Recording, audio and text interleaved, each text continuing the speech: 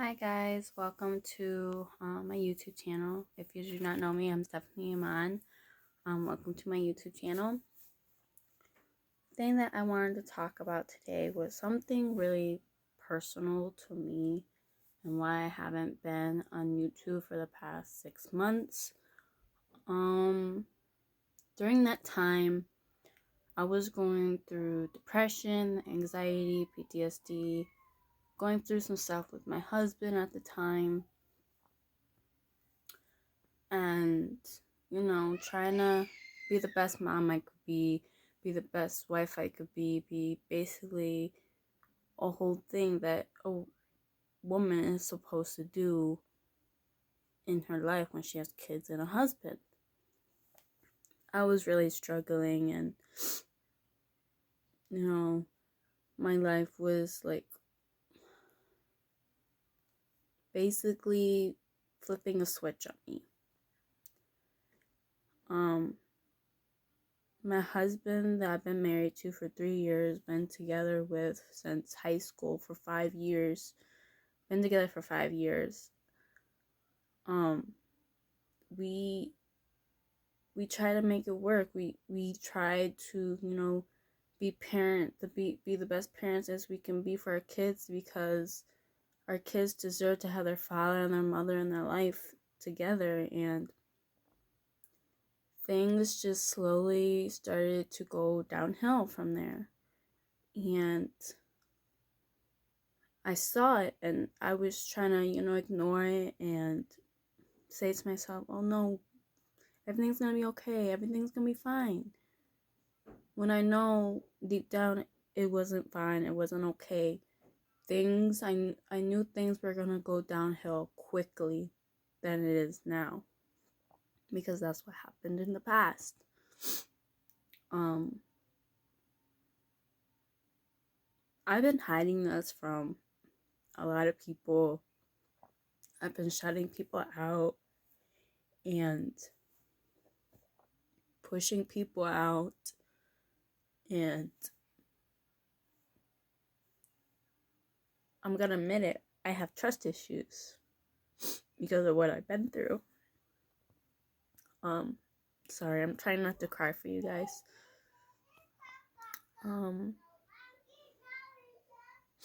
That's Chanel in the background. But anyways, during the time that my husband came back into our lives, I had a breakdown. I did. I had a breakdown with my parents and with my husband. And things just didn't turn out the way I thought they would. We went back to PA and took a taxi, and I could remember, like, I was so out of it because of what happened. I had a breakdown. I wouldn't say psycho, because that's what I used to say and called myself. Oh, I'm just a psychopath. I'm crazy. Why did I just do that? But now that I look back at it, that I had a breakdown. It wasn't me being psycho. It was me trying to, I don't know how I can say it, try to realize things in a different way when I really didn't. I couldn't take it anymore, and I just broke down. I punched the wall, I cried, I argued with my parents, I argued with my husband. My parents left, and my husband was just like, well, we need to go. We need to find somewhere else to go. They can't do this to you. They did this to you. In reality, when I have so much trauma in my life that people just don't know. Sometimes my parents don't even know that I've been through so much through my childhood, even though I had the best childhood that a kid can ever ask for. It's just, I was a kid and I was at the wrong place at the wrong time, and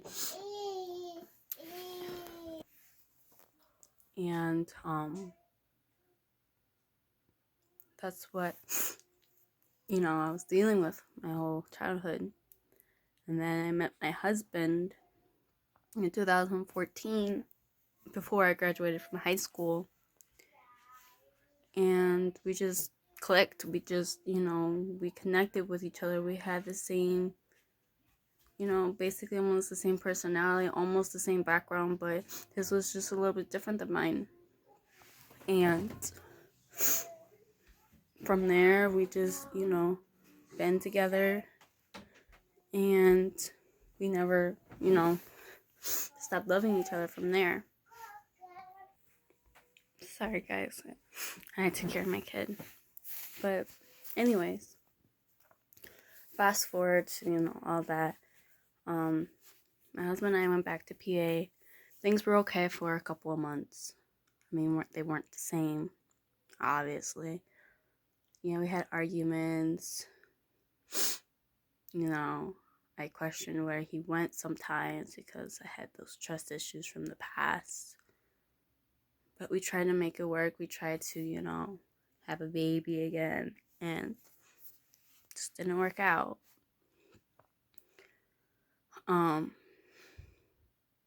Moving forward, he didn't want me to talk to my parents. He didn't want me to have a phone. He basically said, no, you're going to talk to your family, and then things are just going to get worse and this and that. So I had no phone for 6 months.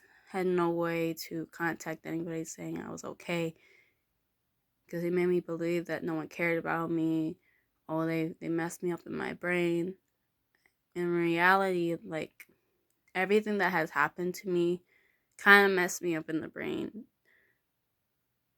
Everything. It wasn't just him. It wasn't just my family. It was everybody.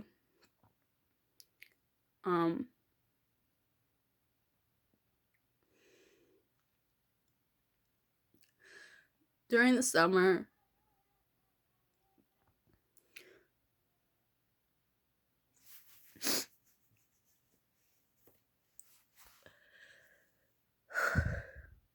it was getting worse. Like, fast. It was punching involved, and manipulation, and verbal abuse, emotional, mentally, physically, spiritually, financially, everything. And I don't want any, sympathy from anybody. I don't want any clout.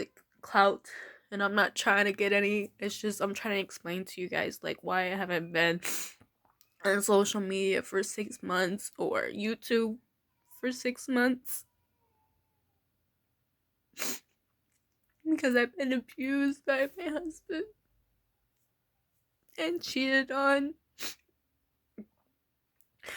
Things were just getting worse, and I was just getting busted lips, getting punched in the nose, the face. I would get a black eye. I would get choked. There was a couple of times that I thought I was gonna die, because that's how worse it was getting. But I stayed because I was scared. He has threatened me so many times that he knows people to come find me if I ever left PA, if I ever came back to Ohio. And if he didn't have those people, he would come find me himself. So that's why I never left. My kids would see me get abused and they would cry because they felt the pain I was going through. And a couple of months ago, I almost did die.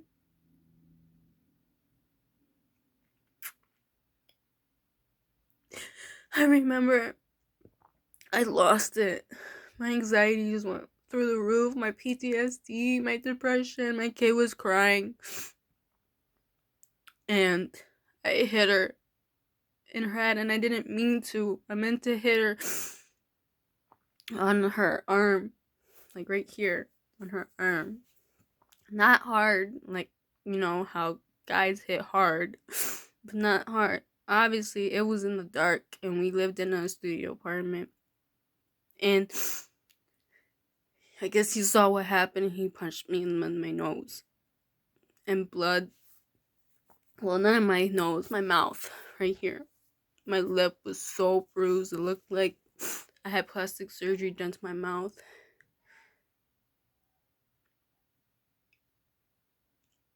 And I told him, I went to the bathroom, and I was so scared. I was trying to bring myself back together and cleaned the blood. I cleaned up, everything. And so I came back out of the bathroom, and he looked at me with this look. Looked like there was like a demon inside him. His eyes were black, and I said, "We're done. I don't want to do this anymore." And he came to the bed, grabbed me, and put my face against the bed and trying to suffocate me, basically. And I thought right there, I'm gonna die. And my kids were sleeping at that time. And I was struggling, and I was fighting, and he was pulling my hair, and it was just getting worse when I tried to grab him to get off of me, and I tried to push my head off. At that time, I couldn't breathe. I was struggling to breathe. But somehow something saved me and made me pick up my head even more to get out of the bed sheets. He was just like, apologize. And I did. I apologized for everything. I apologized. And I said, I won't do it again. I'm not going to leave. I'll stay right here. And he's just like, you better not leave. Because if you do, you know what will happen to you. I said, okay, I understand. He said, you better apologize to your daughter. And I came up to her while she was sleeping, and I said, I apologize, Chanel. Please forgive Mommy. Mommy's going through something, and she's trying to make herself better for you. And I kissed her on her forehead. And he talked to me, and he's just like, well, I can't understand you anymore, so let's get some sleep. I'm sorry what I did. And every time he would do it, he would say he was sorry, he's sorry. But in August, he punched me in my nose. My mouth was bleeding, my nose was bleeding, my face was bruised. There was blood. I remember there was blood like all over the place. Like all over the wall, all over the floor. Just because I quit my job because it was getting too hard for me, and I thought they were taking advantage of me since they thought or they knew I wasn't going to last long, when it was just a temporary job for me. So I quit. And he didn't like that. He's just like, oh, you're this, you're that. You did this on purpose. And I didn't do it on purpose. Okay, Mom. Okay, that's quiet. And he pulled my hair. He would whip me. He punched me for a week. And then another week came, and then I still didn't have a job. Did the same thing. He said, you did this on purpose. And his eyes were black. When he would get angry, they would get black. Like devil black.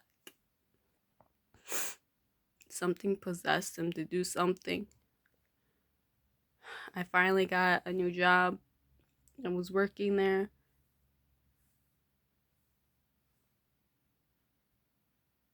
And I remember, like, the supervisor came up to me and says, are you Stephanie? I was like, yeah, what's up? He's like, just come with me. You're not in trouble or anything. I was just like, what do you mean I'm not in trouble? I'm working. I'm not doing anything I'm not supposed to be doing. He's like, don't worry about it. You're not in trouble. let's go to the conference room. So I went to the conference room. There was the head boss. He left. He said hello. And there was 2 other guys, police officers. Now, I'm not gonna get into it with the police officers, but they basically said that my husband was involved with something, and they had that evidence. They showed me the evidence, and I explained to them, yes, we have this, or no, we don't have that. I was basically gonna lie for him and say, no, we don't have any of this, but I thought to myself, if I lied, I wouldn't see my kids again, and it needed someone to take care of them.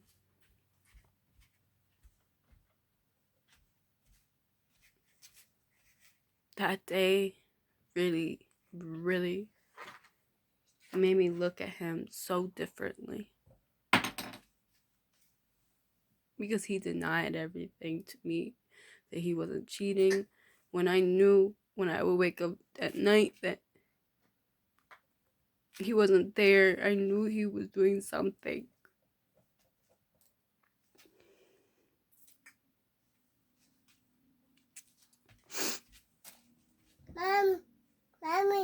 Mommy, help. So I knew deep down that he was. Bye. But I didn't know he can stoop that low to be doing something that is illegal, that is a criminal.